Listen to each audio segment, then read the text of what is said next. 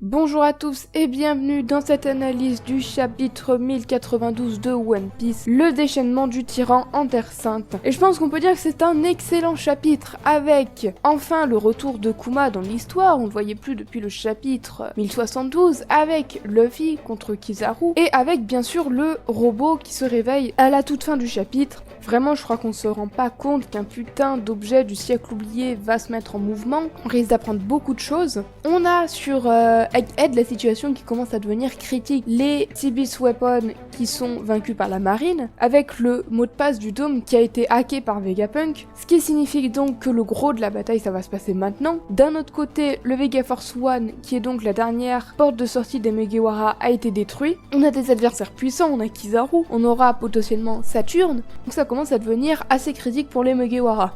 Après on connaît Oda bien sûr, il y a sans doute un élément extérieur qui va intervenir dans la suite, je pense notamment au bateau de Barbe Noire, je mettrai vraiment ma main à couper qu'ils arriveront vraiment au moment où on s'y attend le moins. Kizaru contre Luffy. Alors on a enfin ce putain de combat tellement attendu par la commu. Franchement, je vais pas analyser le côté puissance de la chose parce que tout simplement c'est chiant. Mais on a enfin Kizaru qui reconnaît Luffy comme un adversaire puissant. C'est cool, après Sabaody, après Marineford. Un petit Kizaru qui galère un petit peu contre Luffy, ça représente quelque chose. On voit également que Kizaru, il se sert de son environnement pour arriver à mettre en difficulté le jeune empereur en l'envoyant avec la barrière. Et on voit plus tard dans le chapitre que Luffy a cru mourir en traversant cette barrière, ce qui signifie quelque chose qu'on retrouve beaucoup dans l'arc Egghead, c'est-à-dire que les échelles de puissance ordinaires, la science les surpasse tout simplement. On avait les séraphins qui arrivaient à mettre en difficulté des pirates puissants. Enfin bref, c'est bien parce que du coup Egghead redéfinit vraiment les échelles de puissance et ça apporte de la nouveauté dans One Piece. Et ça, on peut que apprécier. Oda, il appuie encore et encore sur le lien entre Kizaru et Vegapunk, de manière assez similaire avec Sentomaru. Et à nouveau, on a Kizaru qui fait bien sûr passer son devoir au-dessus de ses sentiments. Kizaru reconnaît Bonnie et lui parle comme s'il la connaissait, alors on peut se poser la question, c'est quoi le putain de lien entre Vegapunk, entre Bonnie, donc Kuma, entre Sentomaru et entre Kizaru? Si on se base sur les infos qu'on a eues, que ce soit dans les SBS, que ce soit dans des flashbacks, on se rendra compte que tous ces personnages que je viens de dire, ils ont vécu dans la pauvreté à un moment donné. Est-ce que c'est Vegapunk qui leur a permis de sortir de cette situation? Et dans ce cas-là, est-ce que je peux détester Kizaru, s'il vous plaît? En tout cas, on voit que Vegapunk, il a vraiment tissé énormément de liens pour un mec qui est juste censé être un scientifique assez neutre moralement parlant. Malgré le fait qu'il semble la connaître, Kizaru envoie Bonnie valser sans cérémonie contre le Frontier Dome. Sachant la puissance de cette barrière qui a donc à 100%, techniquement Bonnie ne devrait pas s'en sortir. Alors qu'est-ce qui lui est arrivé? Est-ce que Kizaru a pu utiliser son pouvoir pour moduler la puissance du Frontier Dome de manière à ce que Bonnie prenne pas trop de dégâts? Pour être honnête, je verrais pas Kizaru faire ça, vu comment il a agi vis-à-vis de Vegapunk. Alors à moins bien sûr qu'il obéit aux ordres de Saturne, qui avait demandé aux marines de ne pas capturer Bonnie. En tout cas, soyez sûr que Bonnie ne va pas mourir à ce point de l'histoire, et même de manière générale, jusqu'à la fin de l'histoire, Bonnie ne peut pas mourir. Je vous explique pourquoi. Elle va forcément porter en partie la volonté de Kuma dans la suite de l'histoire. C'est le genre de personnage qui ne peut pas mourir parce que ils ont la responsabilité de porter la volonté de quelqu'un d'autre. Et ce genre de personnage, Oda ne les tue pas. Oda, il ne tue pas Luffy. Oda, il ne tue pas Law. Oda, il ne tue pas Sabo. Oda, il ne tue pas Momonosuke. En tout cas, c'est une règle implicite dans One Piece. Alors, me diriez-vous, comment est-ce qu'elle va survivre? L'attaque du tyran sur la Terre Sainte.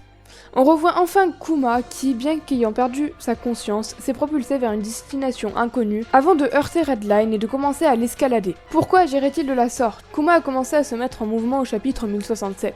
Mais regardez la case juste avant. C'est précisément à ce moment-là que la bataille d'Egghead a commencé. Et si le PX0 avait un moyen de savoir ce qu'il se passait sur Egghead? Et s'il avait un moyen de savoir que l'île allait se faire attaquer et que sa fille était dessus? Au chapitre 1061, Vegapunk Lilith disait être incapable de contrôler les instincts primaires des êtres vivants. Selon la traduction, ça diffère, mais globalement, ça pourrait se référer à ce qui est le plus important, le plus ancré dans l'esprit des êtres vivants. Si Vegapunk a été confronté à la même limite avec Kuma, ça veut dire que ce dernier peut toujours agir en fonction de ce qui est le plus important pour lui. Mais alors me diriez-vous, qu'est-ce qui peut avoir de l'importance pour Kuma actuellement? Le gouvernement mondial a fait en sorte qu'il ne soit plus roi de Sorbet, il a perdu sa conscience, il a perdu sa liberté. Deux choses pourraient encore avoir de l'importance pour Kuma: l'armée révolutionnaire et sa fille, Bonnie. L'armée révolutionnaire, non. On voit bien que Dragon n'a aucune idée de pourquoi Kuma s'est remis en mouvement. Bartholomew Kuma a escaladé un mur de 10 000 mètres pour aller aider sa fille qui s'est en danger. Le daron de l'année. Mais alors quel avenir pour le pacifista originel. Le narrateur nous indique que les événements se passaient la veille, ce qui signifie que Kuma pourrait arriver sur Egghead d'une minute à l'autre. Vous vous rappelez quand Bonnie a été projeté contre le Frontier Dome? L'explosion que l'on voit, ça pourrait être Kuma qui arrive à l'intérieur du Frontier Dome pour attraper Bonnie à temps. À voir quel rôle il va jouer dans la suite. Mais vu les attaques qu'il a reçues d'Akainu, il sera bientôt mort. Même si je sais pas si on peut vraiment parler de mort pour un personnage qui l'est déjà mentalement. Dernière chose, lorsqu'Akainu se confronte contre l'ancien Shichibukai, il a l'air bizarre. Alors que d'habitude il ne parle aux pirates que pour les insulter, là il semble plus mesuré, comme si ça l'emmerdait de devoir affronter l'ancien Shichibukai. Plus que ça, il paraît décontenancé. Est-ce que c'est uniquement parce que le PX0 n'agit pas de manière logique? Ou est-ce qu'il y a un lien entre ces deux personnages, un lien que personne n'aurait pu